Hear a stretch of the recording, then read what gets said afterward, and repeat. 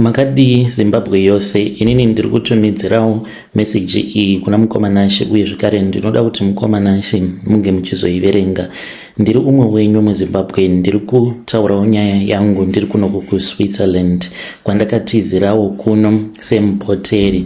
Ndinorarama as a refugee.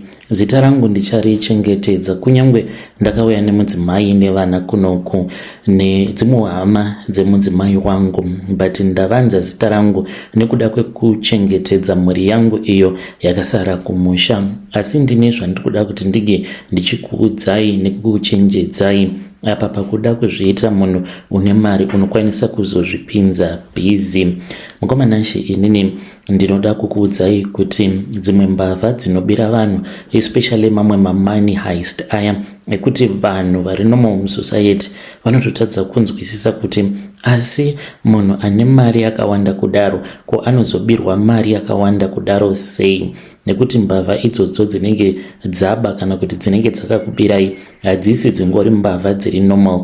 Vatori nevanhu vanenge vachitoshanda mukati vari maoperative. Ndakashandawo ini as a low level operative muCentral Intelligence Organization CIO kwemakore akati wandei, ndichangoti kwemakore masere. Basa rangu mukoma raitangira kuborder, kunyanya kuBeit Bridge. Vanhu vazhinji vanongofungidzira kuti ma-armed robberies zvinongoitwa nevanhu kana kuti munhu anenge angofunga zvake akarara kuti ndava kuda kumboenda kunoita armed robbery.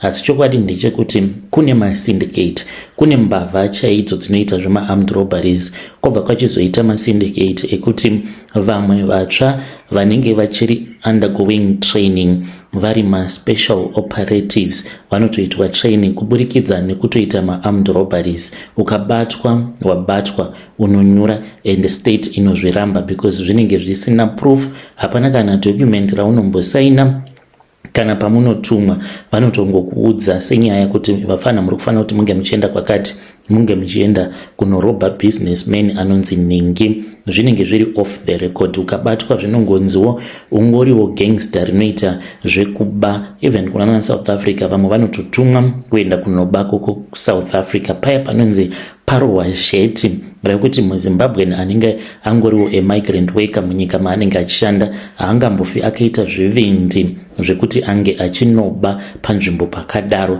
Saka vazhinji venyu munongofungidzira kuti vanhu vanenge vachingoba randomly, but ava vanenge vari vanhu vanenge vaine unyanzvi hwepamusoro, vatori ma-professionals going through training uye zvinenge zvichitozivikanwa dzimwe nguva nevamwe vanhu vanenge vari pamusoro. Saka taitanga nekutsvaka avo vanonzi matarget. Isu sezvo tainge tiri maoperatives tainge tiine access kuziva kuti kuborder uko zviri kumbofamba sei. Kana mabusinessmen vakabva kuna South Africa kazhinji unozvizivisa kuburikidza nemari dzaunozoita declare paborder, motikari yaunenge uchifamba nayo.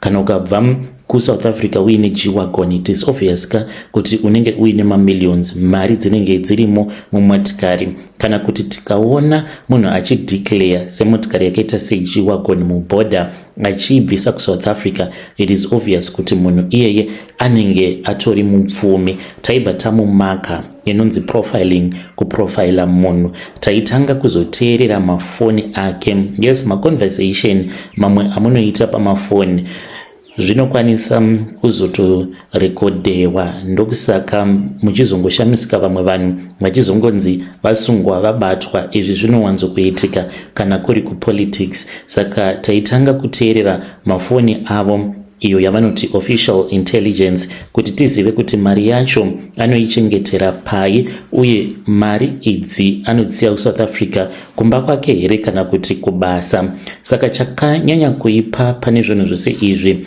pazvinoitika hamumbofi makafungidzira kuti vakomana vanenge varova Bosch vanenge vatori vakomana vanenge vari going through training nekuti vange vachizova ma-special operative, zvekuti kana kaenda kune imwe nyika kana kukanzi anenge asisina access nekutaura nevakuru vake he can survive as an armed robber achitorarama in an underground setting. Ndokusaka vakomana vachidzidziswa kurova mazi armed robberies zvekuti akanzi chimboenda uno-operata kungava kuri kuAmerica kana kuine munhu uyo anenge achifanira kuti ange achizotsvakwa kana achiita zvepolitics. Zvimwe kuda unotonzi unofanira kutonorarama upenyu hwekuti unenge uri agangster uchitoita zvekutoba ikoko, so unofanira kuva uine training pane zvose zvaunenge uchiita. Saka taishandisa ma-official service markers kana tava kuda kuita ma-robberies iwawo. Taishandisa kana dzimwe motikari dzestate kana motikari dzevamwe vanhu vanenge vatori pamusoro-soro dzinenge dziine maplates anozivikanwa kuti plate number yakati haimiswi paroadblock. Saka isu mbavha dzakaita sesu taitopfeka mauniform emapurisa anenge atobiwa kana kuti emauto. Munhu mukamumisa akakuonai muchimumisa akaona makapfeka mauniform enyu eZRP kana ZNA anobva atongofungidzira kuti vanhu ava ndeve mutemo. Nekuda kwetrust anobva avhura kana window kana kumisa motikari yake asingazivi kuti kutovhurira rufu. Maroadblocks mamwe atainge tichitoseta aikwanisa kungova ari maroadblocks efake, yotongosetwa faster mazheti otorohwa tototiza. Uye zvekare nemaroadblocks chaiwo echokwadi mapurisa anenge asingatozvizivi kuti ava vakomana veBosch nejet. Hapana mupurisa weparoadblock angamisa motikari inozivikanwa kuti motikari iyi ndeye maoperative kana kuti nevanhu vanenge vari vanhu vakuru. Saka vanenge vachitoziva kutoti iyi number plate iyo motikari iyoyo inenge yakatakura munhu mukuru, saka haimiswe zvekudaro. Saka izvi zvaitirwa kuti isu sembavha kana tarova jet tikwanise kutiza nemari iyoyo nekukasika. Mari yacho taiti kana tikaiwana hakusi kunzi yaiuya kwatiri, taingovawo nekati yedu yataida. Imwe yacho yaizoendeswa kuvarume vakuru, masenior officers edu. Ava ndivo vaizotichengetedza kuitira kuti madhoketi asambofa akavhurwa kana kuti munhu ukabatwa mushure mekunge jeti raitika, depending manje nemhosva inenge yaparwa. Kana ingoriwo mhosva yekuti inokwanisa kungonzi dhoketi radisappear, kozoita dzimwe mhosva dzekuti unotonyura kutopinda mujeri ende hautotendedzwi kuti ungochizotaura kuti ndakatumwa, ingava iri state kana kuti wakatumwa nevamwe vanhu vakuru, unotongonyura zvikatongozovharana. Saka vazhinji vaitiwo vakabatwa unoburitswa nekukasira pasina kana charge.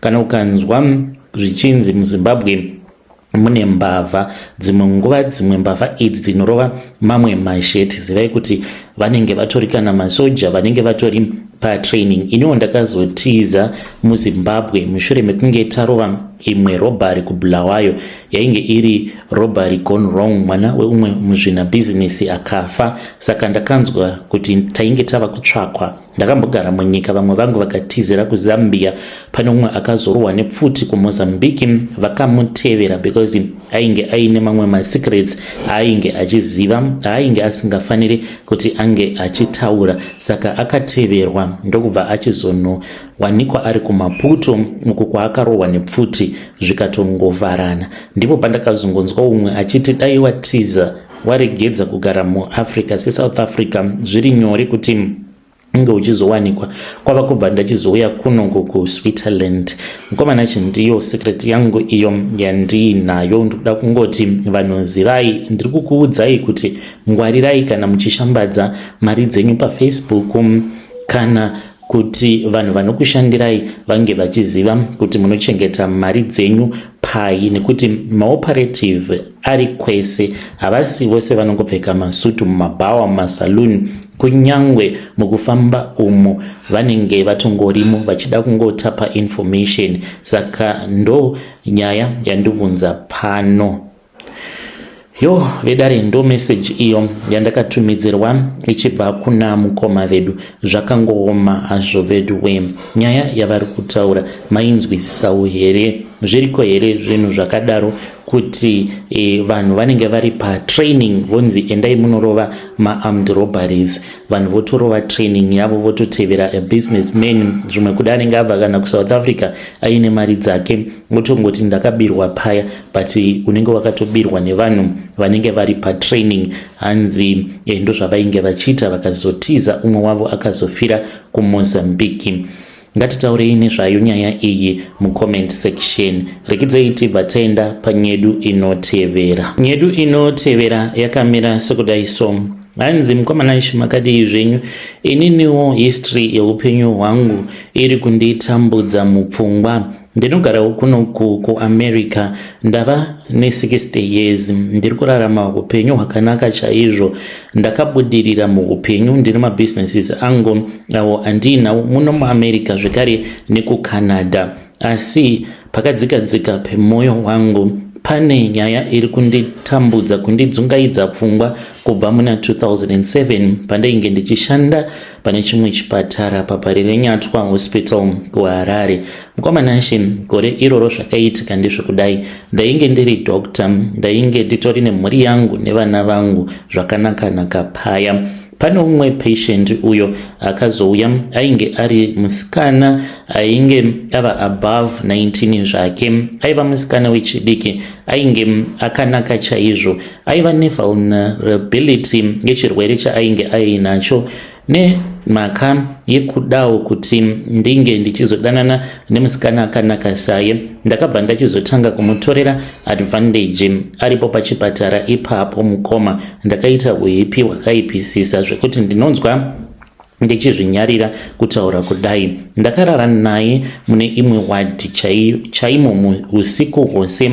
Hazvina kuperera ipapo, takazviita kakawanda kusvika murwere uyu achizonobatira pamuviri. Akazobva pachipatara apa after aita senani, but ainge atova nepamuviri. Akati ainge achida kuti ndinge ndichimuchengeta, ndo zvega zvaainge achida, but ndakazohaya vanhu vakaenda vakanomuvhundutsira, ndokubva achizopomedzera umwe womukomana uyo waaiti ainge achidanana naye kuti ndiye ainge ari muridzi wenhumbu, akabva achizotiziswa ndokutotanga kutogara nemurume iyeye, but ndainge ndichitozviziva kuti ainge achigara kupi. Pandakangoziva kuti musikana uyu ainge ava nenhumbu yangu, ndakanzwa kutya kuti ndainge ndichazosungwa. Ndaitya kusungwa, ndaitya kuzviparadzira upenyu hwangu nekuda kwekuti ndaizorasikirwa nelicense yangu, uye ndaitya kunyadziswa ndichizvibvunza kuti saka mudzimai wangu anozoti kudii. Kuchechi kwandainge ndiine chigaro vaizoti kudii vakanzwa kuti ndo zvaiitika kwandiri. Ndakamuramba pachena ndikamuudza kuti kana ukangofumura nyaya iyi ndichati iwe unopenga, uye hapana anombofa akazvibhilivha kuti ini sachiremba ndinganzi ndingaswera ndichirara nemurwere. Paakati ainge achida kutaura nyaya iyi, ndakaona kuti kumuvhundutsira kwandainge ndichiita kwainge kusirikana kumboshanda zvachose. Ndikati zano nderipi pano? Ndo pandakaita zano rekuti ndakabva ndachizotaura nomwe muzukuru wangu uyo ainge ari monya, aita zvekusimudza simbi, ndokubva achizoenda akanomuvhundutsira musikana iyeye. Vakamuvhundutsira vakamuisa mukombi, nekuti akaenda akati ndine zvandatumwa nasekuru, ngatipindei mukombi. Vakamudzvanyidzira mukombi vakati tinokuuraya, tinokucheka izvezvi. Muzukuru wangu akati musikana iyeye akachema akakumbira ruregerero, akati ainge asina umwe munhu waainge achazoudza zvekare kunze kwefrendi yake, saka akakumbira kuti ndige ndichizomubatsira kuitira kuti asazotambura pakuchengeta mwana uyu. Asi ndainge ndichitsika madziro ndikati unofanira kutsvaka munhu waunokwanisa kuzotizira. Kwava kubva achizotizira nenhumbu yake. Akagamuchirika nekuti ainge ari musikana ainge akanaka kwazvo. Mushure menguva pfupi ndakabva ndachizowana mukana wekuuya kuno kuAmerica, but ndisati ndauya kuno akatouya kuchipatara, akaswera muswero wese wezuva akandimirira ari pagedhi repachipatara. Ndakati ndabva kumba musi iwoyo ndainge ndichazoshanda night shift, ndokubva achizondiudza kuti ainge akazvara mwana, asi mwana uyu ainge ari mwana musikana. Ndikati paripo hapatomborina kana problem, handina kana kumboita hanya nazvo. Ndauya kunoku kumhiri kwemakungwa, mukomana chimusikana uyu akanditsvaka. One day ndakati ndichivhura email yangu iyo yandainge ndichishandisa nemudzimai wangu, ndokubva ndaona painge paine message yainge yakanyorwa kunzi mwana uya wandakabereka mwana musikana, ndiri kudawo kuti munge muchindibatsira nekuti zvinhu zvakandiomera. Mukomana ndakadilita email iyoyo ndikabva ndatochinja neaddress yacho, ndikabva ndaignore mwana wangu nekuda kwekuti ndainge ndisingadi kuti mudzimai wangu ange achizviziva. Iko zvino zvindava ne60 years, nditori nemhuri yangu, ndine vana, asi usiku handirare ndinogara ndichifunga kuti ko mwanasikana uya aripi, akakura sei, ainge achitambudzika here, ane mufaro here kwaari, upenyu hwaari kurarama upenyu hwakaita sei. Iniwo pachezvangu ndinozvibvunza kuti sei ndakaita utsinye hwakadaro kumwana wandainge ndichiziva kuti ainge ari mwana wangu, kuitira murwere wepfungwa utsinye hwakadaro. Ndava kutya kuti zvimwe kuda mukadzi iyeye kana akafa anokwanisa kuzondimukira ngozi. Ndinoda kungoziva chokwadi kuti mwana uyu aripi, iye namai vake vachiri vapenyu here. Ndikuda advice mukomanashi, ndodzoka kuzimu kunomutsvaka here mushure kwe18 years. Kana ndikadzokerako kuZimbabwe ndikada kutanga kutsvaka information kuchipatara, handizozvisungisi here? Mhuri yekwavo havazondi kuvadzi here kana ndikaenda kwavari ndikavaudza kuti mwana wavo uyo ainge achirwara nepfungwa paakambogara pachipatara akange achitobatwa chibharo nachiremba vanova vari inini, because hatingati rwainge rwuri rudo, because pfungwa dzake dzainge dzisingatori zvakanaka. Ainge asiri violent, achifamba waisambofungidzira kuti murwere wepfungwa, asi ndakamuchiva nekuda kwerunako rwake. Kana mudzimai wangu ainge asingasvikepo parunako rwake, musikana iye aiva nebhodhi inoyevedza. Kungoti chete ndainge ndiine mhuri, dai ndainge ndisina mhuri ndingadai ndakamutora ndakamuroora. Ndichange ndichizoteverera ndiri mucomment section. Hey, vedare ndo message iyo yandakatumidzirwa ichibva kuna mukoma vedu avo sekuru vari kuti ivo vari kuAmerica. Hanzi ndine 60 years, but nyaya iripo ndiyoyo yekuti vakange vachidanana nemurwere, hanzi ainge ari murwere wepfungwa, but aisatomboonekwa kuti anorwara nepfungwa. Vakamuchiva vakaita usiku hwose vachirava naye kusvika achizonobatira pamuviri. Akatombotumidzira maemail kuti chindibatsirawo nemwana ndiri kutambudzika. Hanzi ndakadilita email iyoyo, but vari kuzvidemba vanoti handizivi kuti mwana wangu akakura achirarama upenyu hwakaita sei nekuda kwenhamo. Regedzai tibva taenda panyedu inotevera.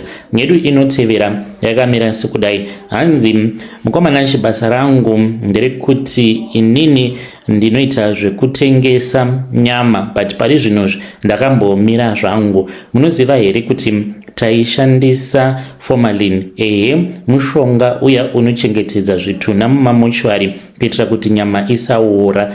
Zvinhu izvi zvakatanga panguva yeCovid. Hama upenyu hwatakararama muCovid hwainge hwakaoma, vanhu vainge vasina mari, especially isu tinoita zvechivhenda zvekuti unenge uchitawo zvekuhodha nyama uchitengesa panze zviya. Vemabhucha vari nani because vanenge vaine equipment. Ndakaona kukosha kwemafiriji munguva yeCovid, because pamba pandainge ndichigara magetsi chaiwo ainge achitonetsa zvekutodaro, saka fridge yaingoti kana ikafreezer yodefreezer. Apa ndainge ndisati ndakwanisa kusimukirawo mubusiness zvekuti ndaikwanisa kuzotenga fridge yegasi, saka ndaingotiwo pandinenge ndakwanisawo kuti nyama dzandaizotengesa dzafreezer tombomhanya tichitengesa. apa ndiyo nguva iya yekuti waiti kana ukasangana nemasoja wainzwa nekurohwa. Ndipo pandakabva ndachizoudzwa neumwewo aita zvekutengesa kuti aiva neimwe mvura iyo yaaishandisa. Haana kundiudza kuti it was formalin. Ndaingonotora mvura kwaari ndobva ndachizospreya panyama yose yatinenge tiinayo yemombe kana kuti yehuku. Saka formalin inobva yaita kuti nyama inge ichingogara mufiriji isingazonhuwi, asi chimwezve nhunzi hadzisviki padhuze zvekudaro. Munhu anotongotenga nyama iyoyo achitofungidzira kutoti iri fresh, but inenge isiri fresh. COVID ndo yakakonzeresa zvose izvi. Kana mukanzwa vanhu vanonzi vanoshandisa machemicals pane zvavanoita, musakasika kuvashora nekuda kwekuti paya panguva yeCovid akomana isu semavhenda tinotengesa zvakaita senyama takatambudzika. Taidzidya nyama idzi nemhuri dzedu nekuti vanhu vainge vasina mari yekutenga. Muri yeZimbabwe ndo message iyo yandakatumidzirwa ichibva kuna mukoma vedu. Zvakangooma hazvo veduwe. Iyo inombonzi formalin yacho yakamboita seiko? Inombotengeswa kupiko zvekuti vanhu vanongotoiwana nyore nyore kudaro? Hanzi taisanganisa nemvura tobva taspreya panyama, hanzi kana nhunzi dzaisamara panyama dzacho zvekudaro. Yo, zvakangooma. Regedzai tibva taenda panyedu inotevera. Nyedu inotevera yakamira sekudai so. Hanzi inini ndiri mudzidzisi, ndinoticha geography pane chimwe chikoro muno muZimbabwe. Zita ndicharegedza kukuudzai kuitira kuti ndige ndichikwanisa kuchengetedzawo basa rangu. Inini ndinoonekwa sekunge ndiri vane rudo uye zvakare kuchechi ndinonzi ndine rudo nevana, but hakuna anozviziva kuti deep down ndiri muroyi. Uye zvakare ndinopota ndichidzidzisa vana vanouya pamba kuma extra lessons. Inini mukomana ndiri n'anga uye zvakare ndakajoinawo rimwe group ren'anga dzinogara munharaunda umo mandinogara. Saka kubva muna 2023 ndakapiwa basa rekuti ndige ndichizotanga kurecruita mweya mitsva kuipinza mugrupu medu kubva mumaclassroom angu. Kuzviita nyore mukomanashe ndinopota ndichipa vana ava angava ari mascones. Zvandinoita ndezvekudai, ndinoti paya pandinenge ndichikanya flour ndava kuda kumaisa muoven, ndinobva ndatora zvimukuyu twenyama inenge iri nyama yevanhu chaivo iyo yandinenge ndapiwa, asi ndinongoisa shoma sazvekuti vana ava pandinovapa mascones havambozvifungidziri kuti inyama. Tunongoita sekungewo tumwewo tuma herbs twandinenge ndaisamo mumascones kuitira kuti zvinge zvichingonaka kakuvavira nekakutapira. Mascones awa handimapi kuvana vose vandinodzidzisa, ndinongopa avo vandinenge ndasarudza kuti vana ava ndivo vandinoda kuti vange vachizova varoyi. Kubva muna 2023 kusvika pari nhasi ndichikutumidzirai confession yangu, nditori neinitiation yandakatopedza. Ndakainitiata vana 7. Vana ava vose vasikana ende ndakavasarudza nekuti vakanaka. Pane basa ratinoda kuti vange vachizoita kana vakura. Rimwe racho handizivi, asi ndinongoziva rekuti dzinofanira kuva nhubu dzinoparadza mamarriages evanhu, asi zvimwe zvacho zvakavanzika handinawo chandinoziva. Iniwo ndakatoinitiatwa nagogo vangu ndainge ndisingatodi. Zvaiitika pandiri ndaiti kana ndikaenda kuholiday kumusha, gogo vangu vaindimutsa pakati peusiku tobva tatanga kufamba. Tichifamba kudaro ndaizviona ndiri mumakuva, tobva tachizoenda pane rimwe zimuti, ndipo pataizoita meeting. Gogo vangu vaizondiudza makuseni kuti unozviziva here muzukuru wangu kuti iwewe watova shamwari yangu yeusiku. Ndainge ndisingazvizivi kuti zvinoreva kuti kudii kana munhu akakuudza kuti iwe watova shamwari yangu yeusiku. Ndakazotanga kuita nhomba yenyama, but chiri chimukuyu muhozi yainge iri hozi yagogo vangu, maigara muine chimukuyu chaigara chirimo. Asi chaindinetsa mukomana ndechekuti ndaiti kana ndikataura nemakazini sisters angu avo aitogara ikoko kumusha nagogo, vainge vari vana vevamwe amai guru vakashayika neaccident, saka vakazotanga kugara navo gogo. Chaindinetsa ndechekuti ivo vaiti kana ndikavaudza kuti ndikuda kuenda kunoba chimukuyu muhozi, taitoenda tose tobva tashaya chimukuyu chiya.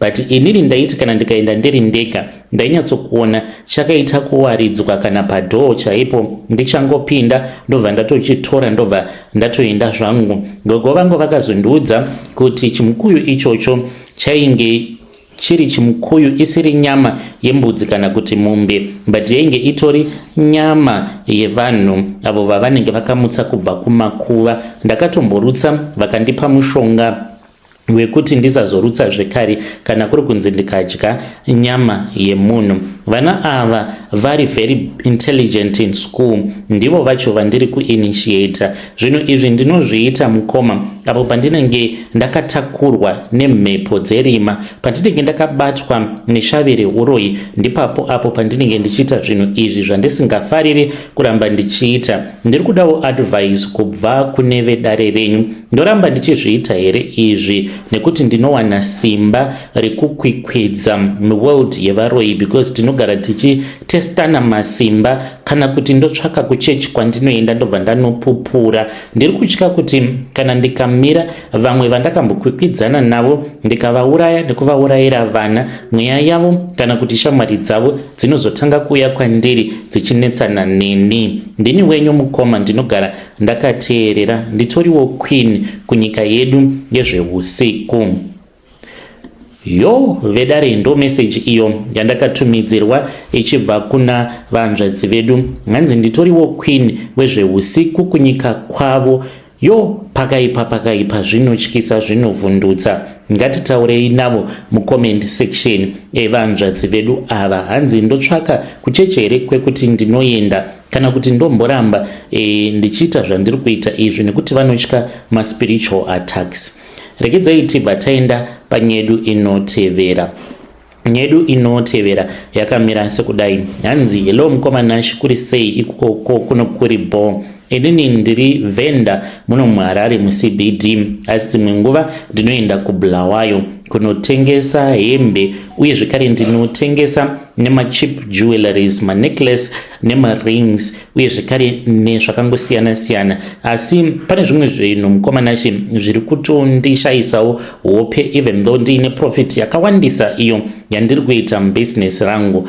Mwedzi wega wega kuno umwe murume uyu ndewe chiNigerian, but anoratidza kuti akaroora mukadzi muZimbabwean, because pandakatanga kutaura naye ndakadaidzwa nemukadzi wacho waainge ainaye tikataurirana. Ndakati ogava ari kuda kutaura newe, ndikati angavataure zvavo. Saka muNigerian uyu iko zvinozvo ava kutouya kumba kwangu kana kuti kubasa kwandinenge ndiri. Haatauri zvakawanda neni, anongondipa manecklace maviri. Anowanzo kundipa manecklace awa unenge uri musi wa 29 kana kuti uri musi wa 3. Manecklace iwawo angoriwo manecklace efake anotongovawo normal. Hapatomborina musiyano nemanecklace andinotengesa inini. Saka anoti kwandiri, just make sure that you sell these two specifically.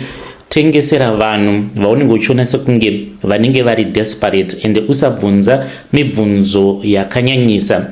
Saka kutanga kwemwedzi ndiwo manecklace andinofanira kutanga nekutengesa. Kana asati auya before 3 ndinenge ndakatowandisa manecklace kuitira kuti kana munhu akauya iri customer achiti ari kuda manecklace, ndinotomuudza kuti pari zvino handina stock, asi kana mukazouya musi wa 3 ndinenge ndabva kunohodha. But nyaya iripo ndeyekuti ndinenge ndichitya kutanga ndatengesa mamwe manecklace, because akati kwandiri haufaniri kuti unge uchitengesa ako manecklace usati watengesa angu mwedzi woga woga. Chinotondishayisa hope ndechekuti mwedzi wega wega pandinotengesa manecklace maviri iwawo, iye anotozviziva ndisina kutombomuudza. Murume uyu anobva auya anondibhadhara cash $400. Necklace imwe anondipa $200 commission chete. Handizivi kuti sei achiita zvinhu zvakadai. Mari iyi ndiyo mari yandiri kutoshandisawo kutochengetawo mhuri yangu. Ndainge ndimbori munhu aitambudzika zvisingaiti, but iko zvino zvupenyu huri kunyatsokufamba. Mari yacho kubva zvandakatanga kuzviita zvinhu izvi ndakatokwanisa kutotenga stand kuEpworth kwandinogara. Ndiyo yandakashandisa kutenga nayo stand kuEpworth nekuzotanga kuvaka. Pamba pangu panotoonekwawo kuti apa pamba pemunhu anoshanda, asi mukoma handizivi kuti chii chinomboitika kuvanhu avo vacho vandinotengesera manecklace. Kana ndikaona business riri low, anonditendedza kuti ndige ndichimboenda kunotengesa manecklace angu awa kuBulawayo. Zvimwe kuda ndiri kutoshandira musatanist. Muri yeZimbabwe ndo message iyo yandakatumidzirwa ichibva kuna mukoma vedu. Ngatitauri navo mukoma vedu ava mucomment section. Zvakangoroma ngazvo vedu we. Hanzi zvimwe kuda ndava kutoshandira musatanist. Hazvina kujeka. Sei achikupai $400 pamanecklace maviri efake. Zvakaoma. Ngatitaurei nezvayo nyaya iyi mucomment section. Vadiwa vateereri, ndo mamessages atanga takakubatirai. Ngatisanganei zvekare mune zvimwe zvirongwa zvinotevera.